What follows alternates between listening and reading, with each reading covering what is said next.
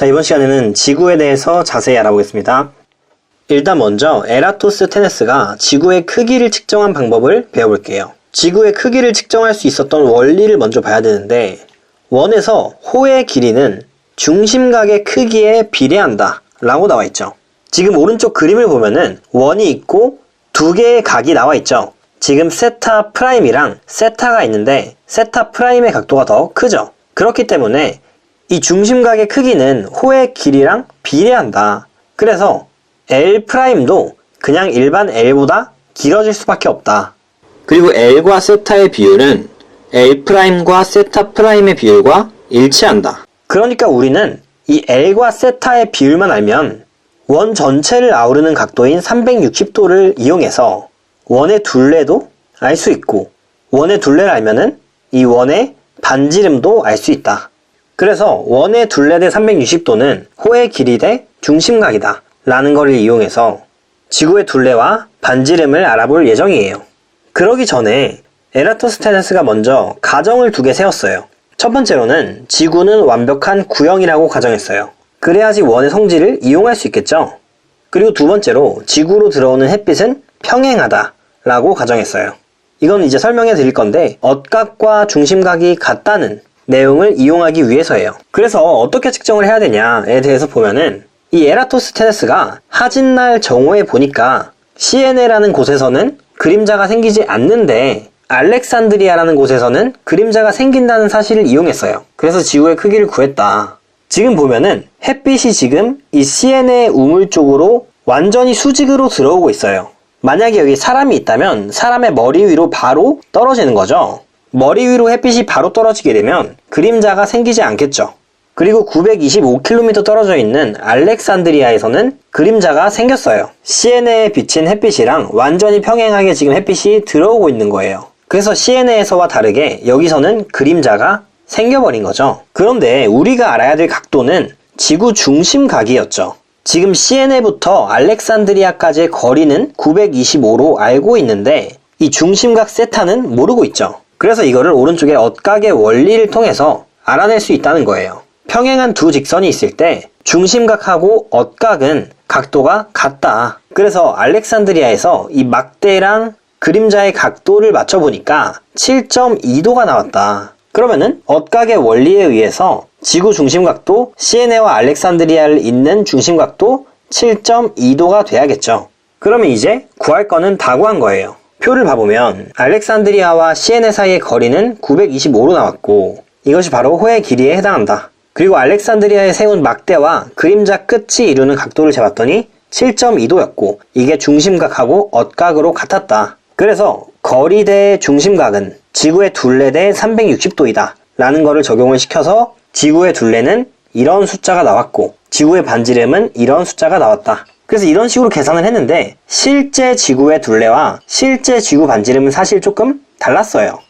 실제 지구의 둘레는 약 4만 킬로미터예요. 그리고 실제 지구의 반지름은 약 6,400km예요. 지금 보면 오차가 그래도 꽤 있는 거를 볼 수 있죠? 그 이유가 무엇일까요? 일단 첫 번째로 실제 지구는 완벽한 구형이 아니에요. 그리고 알렉산드리아와 시에네 사이 거리를 측정하는 것도 조금 오류가 있었다. 이러한 이유들로 정확한 값을 구하기는 힘들었던 거죠. 다음 페이지로 넘어갈게요.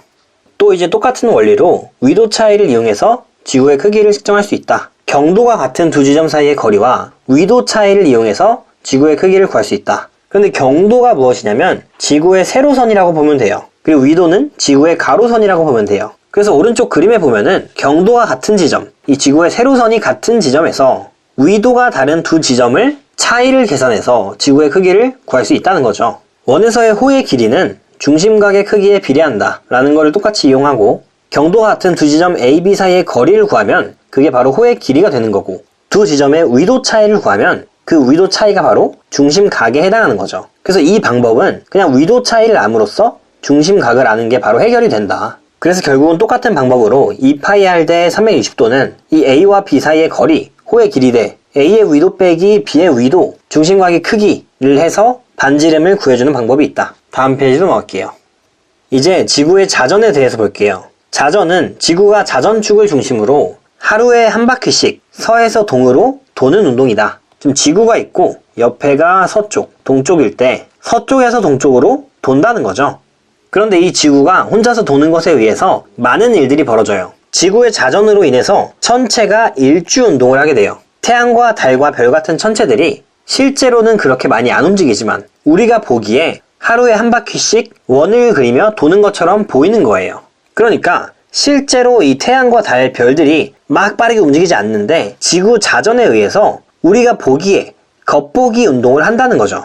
지금 오른쪽 그림을 보면은 만약에 어떤 천체가 가만히 있어도 지구는 빠르게 서에서 동쪽으로 자전을 하고 있죠. 그렇기 때문에 지구에 있는 사람이 별을 보면은 별이 빠르게 움직이는 것처럼 보이는 거예요. 그러면 반대로 천체가 동쪽에서 서쪽으로 빠르게 움직이는 것처럼 보이는 거죠. 그래서 별은 가만히 있어도 우리 눈에는 하루에 한 바퀴를 도는구나 라고 볼 수 있다는 거죠. 그래서 운동 방향은 동쪽에서 서쪽으로 운동하고 운동 속도는 1시간에 15도를 회전한다. 왜냐면은 지구가 하루에 한 바퀴를 돈다 했죠. 그럼 24시간에 360도를 도는 거죠. 그래서 1시간에는 15도씩 회전한다. 그래서 별의 일주 운동은 별들이 천구 북극, 이 지구의 자전축 바로 북극성인데 그래서 천구의 북극에 있다고 표현을 하는데 이 북극성을 중심으로 하루에 한 바퀴를 회전한다는 거죠.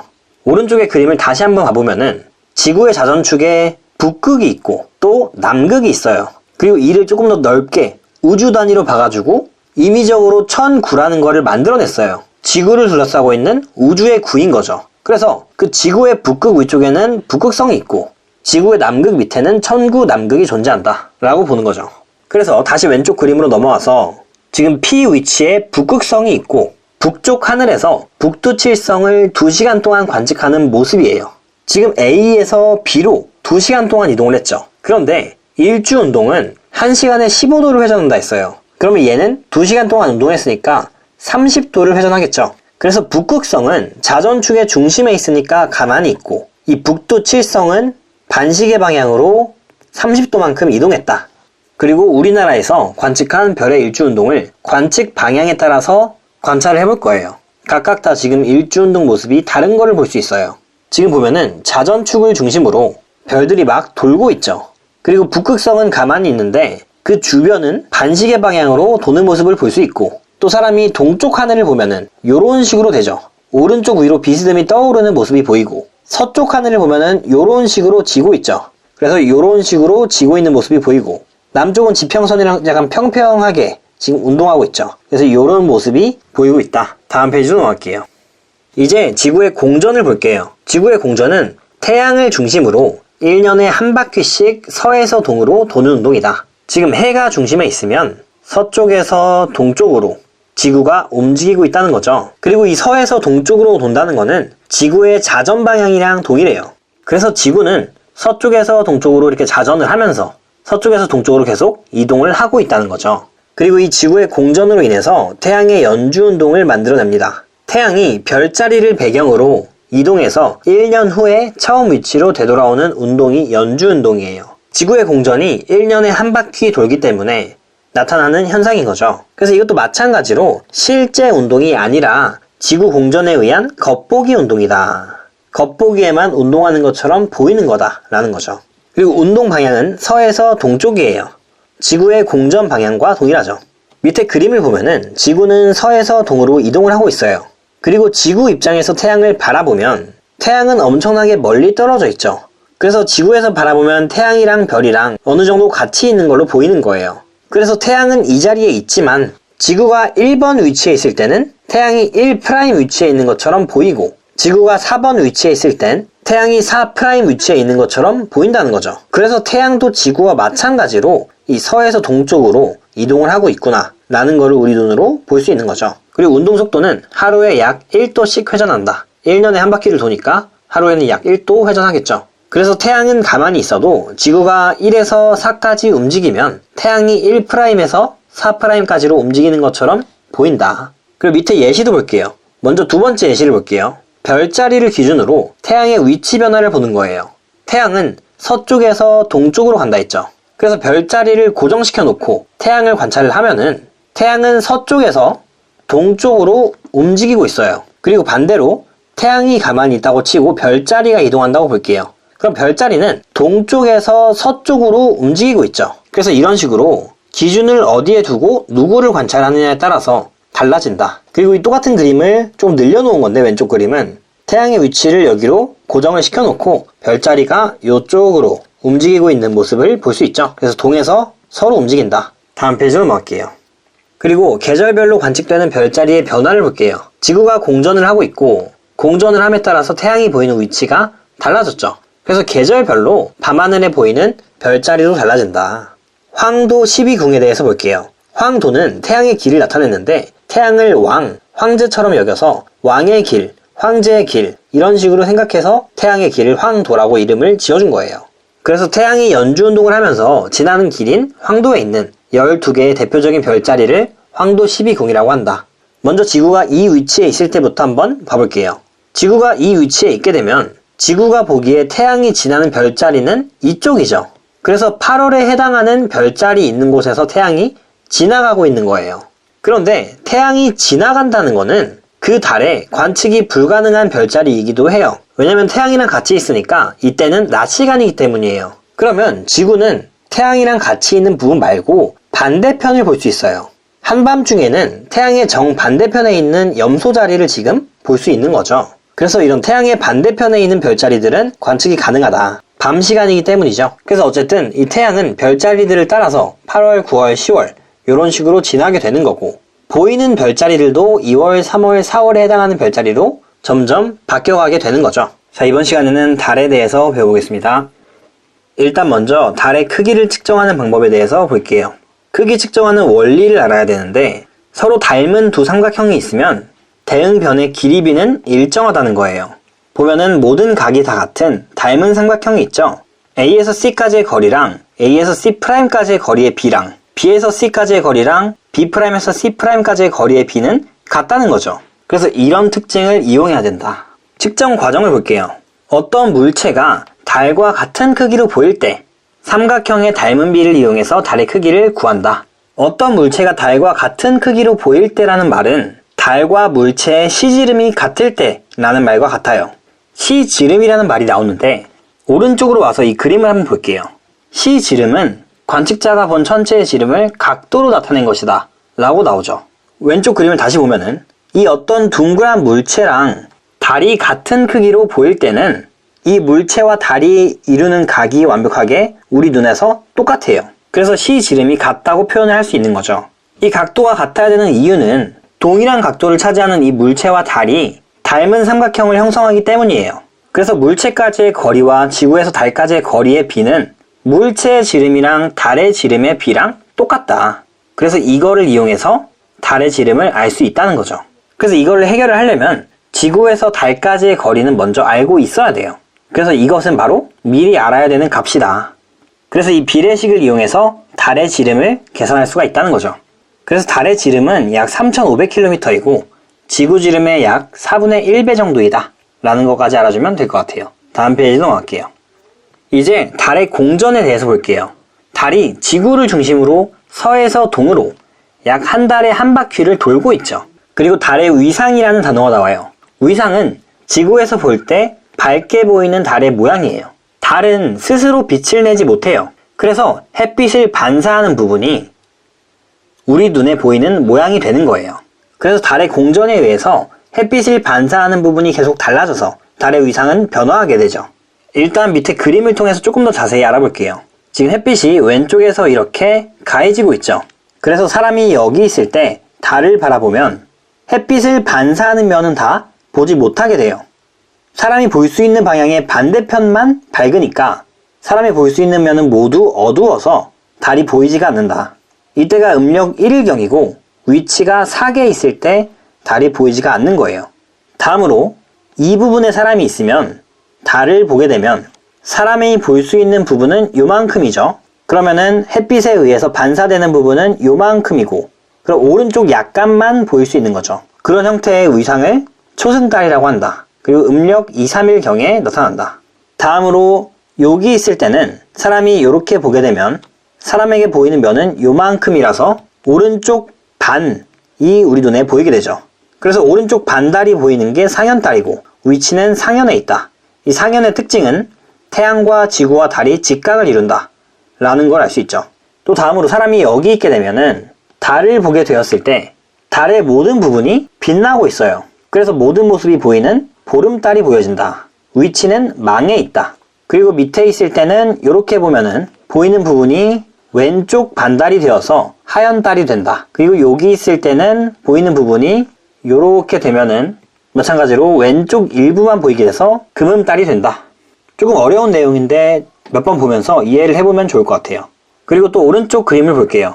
달의 표면 무늬를 보면은 우리가 달을 바라볼 때 보이는 모습이 항상 같아요. 그 이유가 뭐냐면 달의 공전 주기와 자전 주기가 같기 때문이에요. 달이 공전하는 만큼 마찬가지로 이 방향으로 자전을 해서 같은 면만 계속해서 보이게 된다는 거죠. 그래서 그런 특징이 있다. 다음 페이지로 넘어갈게요. 달의 위치와 모양 변화에 대해서 볼게요. 달이 공전함에 따라서 매일 같은 시각에 관측하게 되면은 달은 약 13도씩 서에서 동으로 이동한다. 약 13도씩 서에서 동으로 이동하게 되어서 달이 뜨는 시각이 매일 50분씩 늦어져요. 음력 날짜를 기준으로 해가 진 직후의 모습을 볼게요. 일단 음력 1일에는 달이 보이지 않다가 2일경이 되면은 서쪽 하늘에서 초승달의 모습이 보인다. 그리고 날짜가 지남에 따라서 달은 공전하니까 위상도 바뀌고 보이는 위치도 바뀐다. 그래서 음력 7, 8일경에는 남쪽 하늘에서 상현달이 보이고 15일경에서는 동쪽 하늘에서 보름달이 보인다. 그리고 다음 페이지로 넘어갈게요. 이제 일식에 대해서 볼게요. 일식은 지구에서 볼 때 달이 태양의 전체 또는 일부를 가리는 현상이다. 일식의 종류에는 개기일식과 부분일식이 있는데 개기일식은 달이 태양을 완전히 가리는 거고 부분일식은 달이 태양의 일부를 가리는 현상이다. 그래서 오른쪽 그림을 보면은 달이 태양의 전체를 가리는 개기일식, 일부를 가리는 부분일식이 보이죠. 일식이 일어날 때 달의 위치를 볼게요. 태양과 달, 지구가 순서대로 일직선을 이루어야지 일식이 일어날 수 있어요. 그리고 달의 위치는 사계에 해당한다. 그리고 달에 의해서 완벽하게 일직선으로 돼서 태양이 완전히 가려지는 지역이 이 본 그림자 안에 있는 지역이고 완전히 일직선은 아니어서 전체를 가릴 수는 없는 지역이 반 그림자에 속하는 지역이에요. 그래서 본 그림자가 닿는 지역에는 개기일식, 전체가 가려지는 개기일식이 나타나고 반 그림자가 닿는 지역에는 일부가 가려지는 부분일식이 보인다. 그리고 달의 진행은 이 방향으로 하고 있죠. 그러면은 여기에 사람이 서 있다고 가정했을 때 달이 이쪽부터 점차적으로 가리니까 태양의 오른쪽 부분부터 가려지겠죠. 그래서 밑에 보면은 달이 서에서 동으로 공전하면서 태양의 앞을 지남에 따라서 태양의 오른쪽부터 가려진다 라고 나오고 있죠. 오른쪽의 그림을 보면은 제가 방금 그렸던 것처럼 비슷하게 지금 오른쪽 부분부터 태양의 오른쪽 부분부터 가려지면서 점점 범위가 확장되는 것을 볼 수 있죠. 그러면서 쭉 지나가고 나중에는 지나가다가 빠져나가게 된다. 다음 페이지로 넘어갈게요. 이제 월식을 볼게요. 월식은 지구에서 볼 때 달이 지구의 그림자 속에 들어가서 전체 또는 일부가 가려지는 현상이다. 월식의 종류도 마찬가지로 개기월식과 부분월식이 있는데 개기월식은 달 전체가 지구의 본 그림자에 가려진 거, 그래서 붉게 보이는 현상이 나타난다. 오른쪽 그림을 보면은 조금 붉은 모습을 볼 수가 있죠. 부분월식은 달의 일부가 가려져서 달의 일부가 지구의 본 그림자에 가려져서 나타나는 현상이다. 그리고 달의 위치는 태양과 지구와 달 순서대로 일직선을 이뤘을 때 달의 위치가 망일 때 이런 월식이 나타난다. 그리고 개기월식 때 달이 붉게 보이는 이유는 이 지구 주변의 대기가 특정 파장의 빛들을 산란시키는 거예요. 특정 파장의 빛을 여기로 보내버려가지고 그 빛이 반사돼가지고 붉은색이 보이는 거예요. 그래서 특이하게도 다 가려졌을 때 붉은색이 보이게 된다. 그리고 또 알아줘야 될 게 일식과 월식이 매달 일어나지는 않죠. 그 이유는 지구와 달의 공전 궤도가 같은 평면상에 있지 않기 때문이다 라고 나와 있는데 그게 무슨 말이냐면 예를 들어서 달의 궤도가 이런 식으로 돼 있으면 여기 위에 있다고 하더라도 정확히 일직선이 될 수가 없겠죠. 그래서 이 달과 지구의 궤도가 딱 맞춰질 때 일식과 월식이 일어날 수 있다. 월식의 관측 지역은 지구에서 밤이 되는 모든 지역이다. 그리고 달이 서에서 동으로 이동하고 그리고 진행 과정을 보면은 달이 이쪽으로 이동하고 있죠. 그러면 달은 왼쪽 부분이 먼저 가려지게 되겠죠. 그래서 달이 서에서 동으로 공전함에 따라서 지구 그림자로 들어가는 왼쪽부터 가려지게 된다 라고 나오죠. 오른쪽 그림도 보면은 왼쪽부터 가려지는 모습을 볼 수가 있어요. 그리고 왼쪽 부분이 먼저 빠져나오는 모습도 볼 수 있죠. 이번 시간에는 태양계의 구성에 대해서 알아보겠습니다. 일단 태양계에 존재하는 행성의 특징들에 대해서 볼게요. 먼저 수성을 볼게요. 수성은 태양계 행성 중에 태양에 가장 가까운 행성이죠. 그리고 크기가 가장 작다. 그리고 대기가 없어서 낮과 밤 표면 온도 차이가 매우 크다고 나오죠.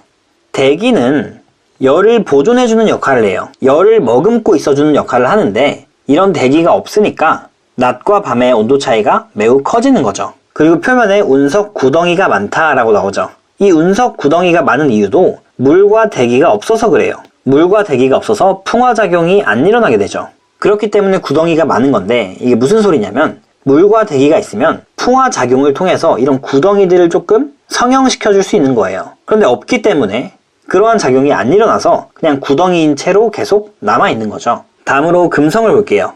금성은 태양계 행성 중에 크기와 질량이 지구랑 가장 비슷하다. 그리고 가장 밝게 보인다. 또 이산화탄소로 이루어진 두꺼운 대기가 있다. 이산화탄소로 이루어진 두꺼운 대기는 온실 효과를 강하게 만들어내겠죠. 두꺼운 대기에 의해서 기압도 높고 온실 효과로 인해서 온도도 470도로 매우 높다 라고 나오죠. 다음으로 화성을 볼게요. 화성은 산화철 성분이 많아서 붉게 보인다. 자전거에 있는 철 같은 부분이 산화돼서 붉게 보이는 모습을 본 적이 있죠. 그래서 그런 느낌인 거예요. 그리고 이산화탄소로 이루어진 희박한 대기가 조금 있다. 그리고 계절 변화가 나타난다. 극지방에 얼음과 드라이아이스로 이루어진 흰색의 극관이 있다. 오른쪽에 이 화성의 극관과 계절 변화에 대해서 보면은 여름철일 때랑 겨울철일 때의 모습이 나타나 있어요. 여름에는 얼음과 드라이아이스로 이루어진 이 극관의 크기가 작죠. 그리고 겨울에는 이 극관의 크기가 당연히 커지는 모습을 볼 수 있는 거죠. 그리고 다음으로 화성의 특징에는 물이 흘렀던 흔적이 있고 거대한 화산과 협곡이 있다. 그리고 목성을 볼게요. 목성은 태양계 행성 중에 크기가 가장 크다. 그리고 수소와 헬륨으로 이루어져 있고 표면에 적도와 나란한 줄무늬가 있다고 하죠. 적도와 나란한 줄무늬는 자전 속도가 빠르기 때문에 나타나요. 자전 속도가 빨라서 대기가 회전해서 나타나는 거예요. 그리고 대기의 소용돌이인 대적점이라는 게 있다. 희미한 고리가 있고 갈릴레이 위성을 비롯한 수많은 위성이 있다. 다음으로 토성. 크기가 두 번째로 크고 밀도가 가장 작다. 마찬가지로 줄무늬가 나타난다. 똑같은 이유죠.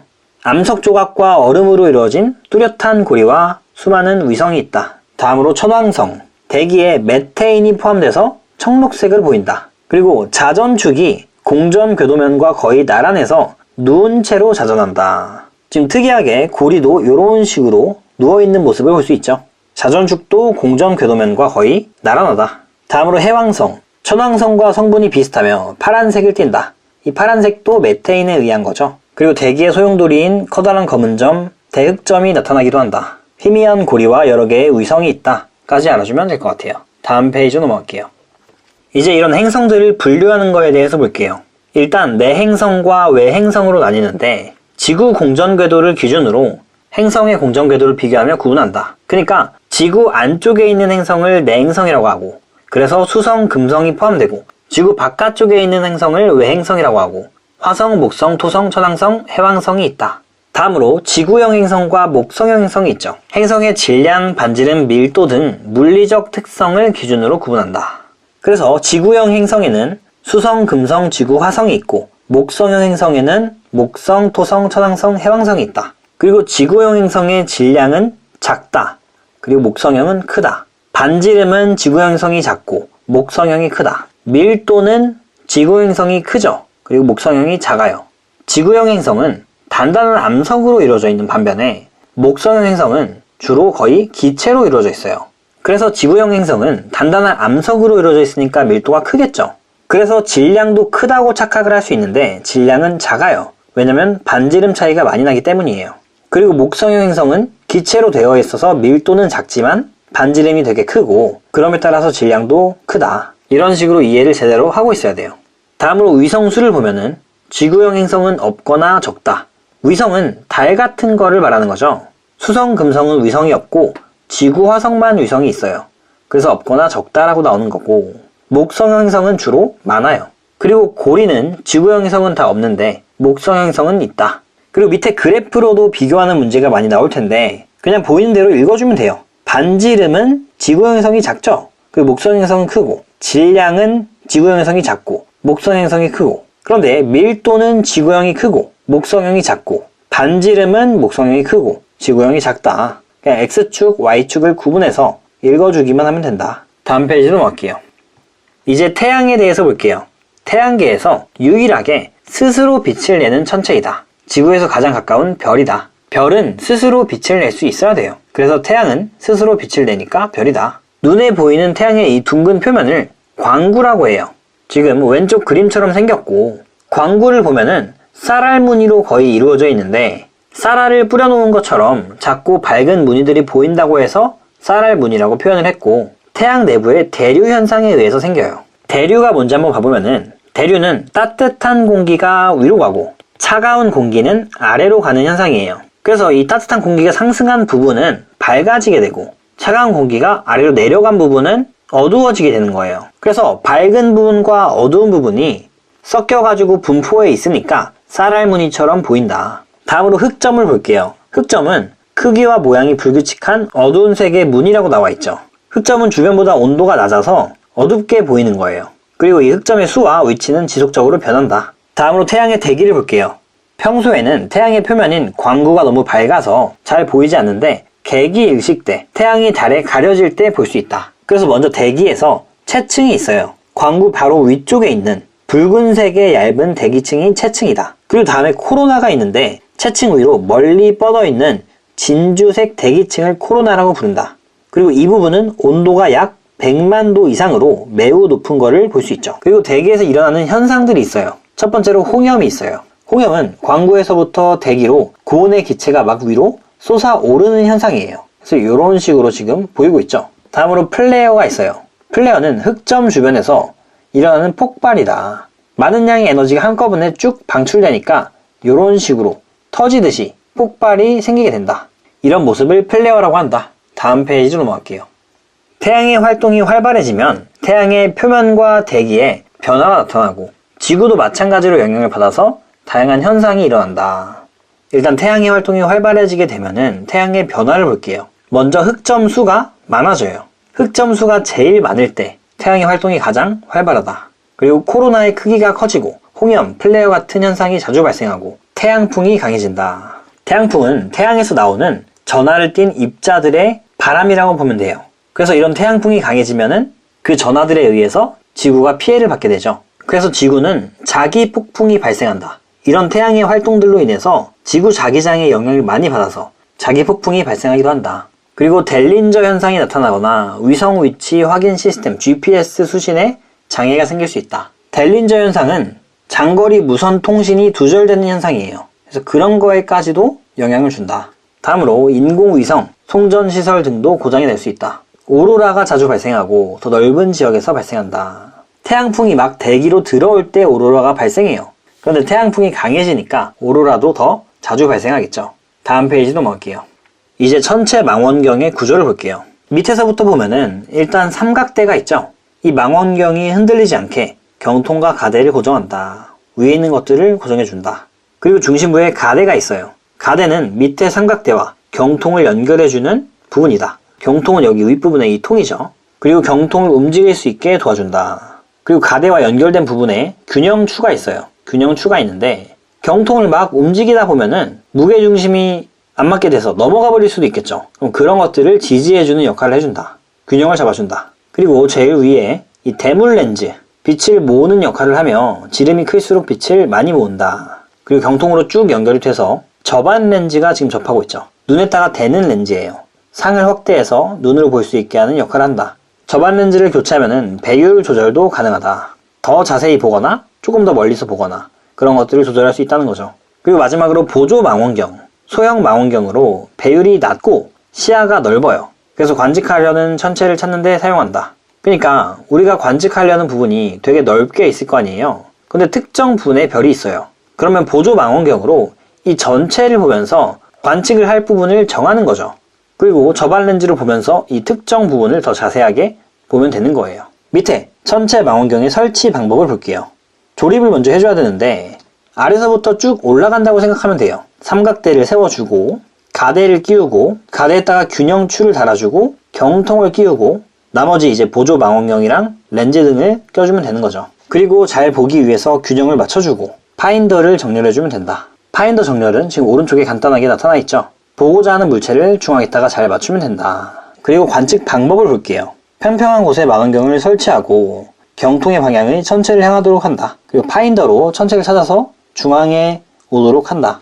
그리고 접안 렌즈로 천체를 보면서 초점을 맞추고 관측을 해준다. 저배율, 넓게 보다가 고배율, 상세하게, 가까이서 자세하게 보는 순서대로 관측한다. 그래서 오늘 수업은 여기까지고 영상이 유익하셨다면 구독 눌러주시고 좋아요 눌러주시면 감사하겠습니다.